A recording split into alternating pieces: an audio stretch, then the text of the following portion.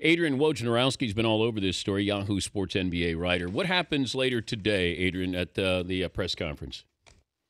Hey, Dan, it's still unclear exactly what kind of punishment Adam Silver will mete out. I think the two real possibilities are one, which really I think you'd call the nuclear option, which would be to gather a vote of NBA owners and try to oust Donald Sterling. That's the most extreme. That's going to be the most difficult thing to do. There is support, and there is a provision in the bylaws to do this. There's support among the owners to do this. I think they'd need 24 of the 29 other owners to vote for it. They might have enough if they got to that. Short of that, it'll likely be a one-year suspension, $1 million fine. I was told counseling, and really just extract Sterling from the day-to-day operations of the Clippers. And then I think from there they would move to try to push him to sell, pressure him to sell, if they aren't willing to out and out just take the team away, let the league run the team, and then sell his team at auction. Basically. Well, go back to the bylaws here. So if the owners do want to vote collectively, they could vote to then oust him? Or explain the wording of what is there that could be on the table. There's a provision based on an owner's behavior, and it focuses on things like fraud, gambling, but there is wording in there that allows for damages, and I'm paraphrasing it, allows for damages done to the league as a entity or to other franchises if you're responsible as an owner. That's maybe the one area where I think the NBA lawyers have been looking at, and Adam Silver have been looking at, and going, do we have enough room here? Can we make the case that Sterling has damaged the entire league, not just the Clippers, damaged other people's businesses? And it is a possibility. I know they've been looking at it. Whether they'll follow through on that today, whether Silver's ready to go that far, I don't have the answer to. But I know it has been. Other owners are discussing it, members of the Board of Governors, and there are those who hope he goes that far and then takes his chances in court with Sterling. Yeah, he's going to lawyer up. I just can't see anybody bullying Donald Sterling. What do you expect to happen tonight? Any show of protest, a bigger show of protest by the Clippers? I don't know. I think it's been 48 hours. It's been 48, 72 hours. They got blown out in Golden State. I think the competitive nature of this team is going to rise up. I really do. This is a very good team. This team has a chance. I think all these teams look around the Western Conference and all think they have a chance to make a run in here. And I think the leadership on that team will.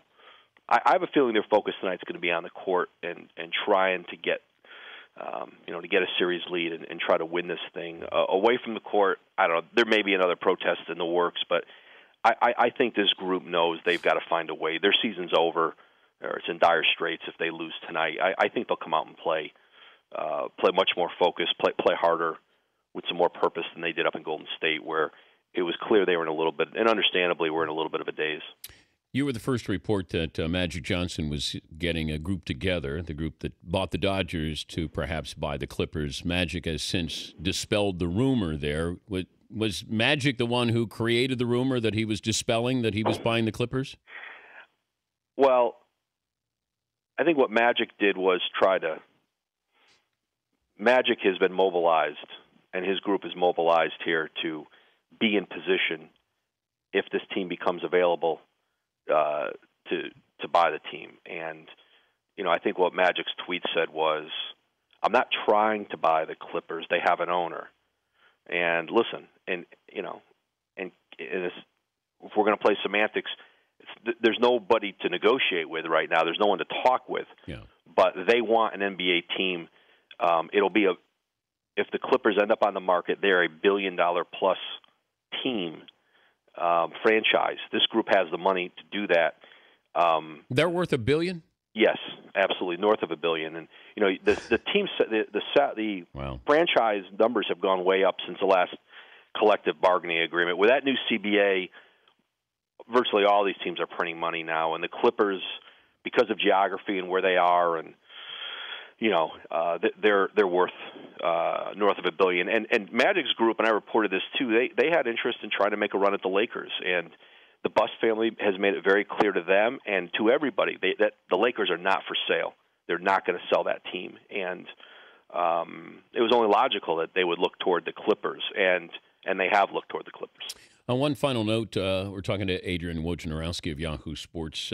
Doc Rivers, I thought he's been very transparent, very revealing on this. He didn't want to meet with Donald Sterling. That talked about his future sort of being in doubt. Mark Jackson told me yesterday if he were Doc Rivers, he couldn't coach this team after this season. Now, I know that hinges on Donald Sterling's involvement here, but what happens? Does the longer Donald Sterling's on the job, what's that mean for players and certainly their head coach?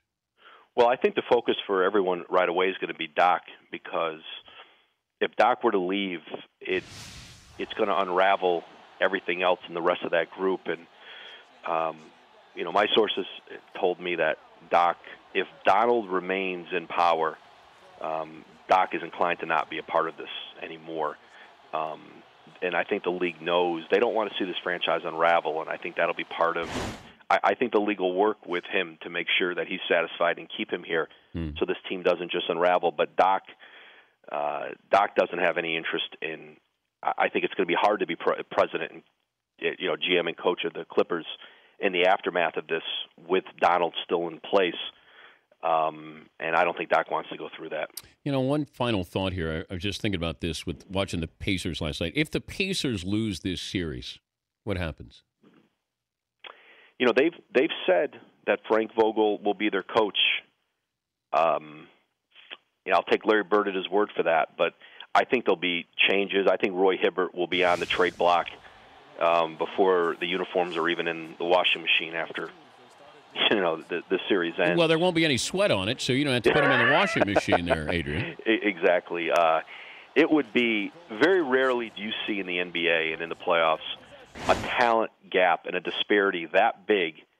Usually over a 7-game series, talent wins out, and it's very rare when you think of playoff series where a talent gap as big as the one between Indiana and Atlanta, that a team like Atlanta can win 4 out of 7. We see it in the NCAA tournament in one game, but you don't ever see it in 4 out of 7, and we're getting close to seeing it here with the Pacers. And they're not just losing, they're getting the doors blown in. No, absolutely embarrassing last night. Adrian, thank you for joining us. All right, thanks for having me, Dan. We'll talk soon. All right, Adrian Wojnarowski, Yahoo Sports NBA writer.